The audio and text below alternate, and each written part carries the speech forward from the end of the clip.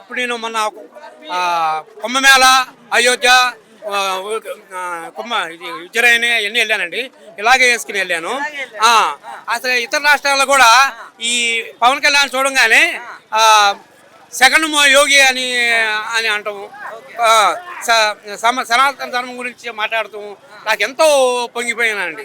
మన 6 కోట్ల జనాభా కాకుండా చుట్టుపక్కల రాష్ట్రాలు కూడా మాట్లాడారంటే ఎంత ఫేమస్ అయ్యాడో మనం అర్థం చేసుకోవచ్చు అండి. చాలా వరకు చెప్తున్నారు కదా, తన కుల రాజకీయాలు, మత రాజకీయాలు చేయడానికి ప్రజల్ని రెచ్చగొడుతున్నారని వైసీపీ వాళ్ళు మాట్లాడుతున్నారు. మరి వాళ్ళు ఎన్ని మాట్లాడినా అండి అది కరెక్ట్ కాదు కదా.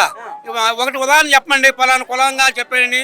ఇప్పుడు రైతులు ఉన్నారు, 300 కోట్ల పైన ఇచ్చేసారండి. దాంట్లో కులం పక్కన పెట్టారు ఏంటండి. దాంట్లో అనేక కులాలు ఉన్నారు. అలాగే మనం వరదలో వచ్చినాయి, 6 కోట్లు ఇచ్చారు. దాంట్లో కులాలు ఉన్నాయండి, మధ్యలో లేవు. మధ్యలో మన 50 లక్షలు డొనేషన్ చేశారు బాలకృష్ణ కార్యక్రమానికి. దాంట్లో కులాలు ఏమైనా వచ్చినాయండి? లేదు కదా. మరి ఇలాగ ఎన్నో కార్యక్రమం అండి. వేల కోట్ల రూపాయలు దాన ధర్మాలు చేశారు.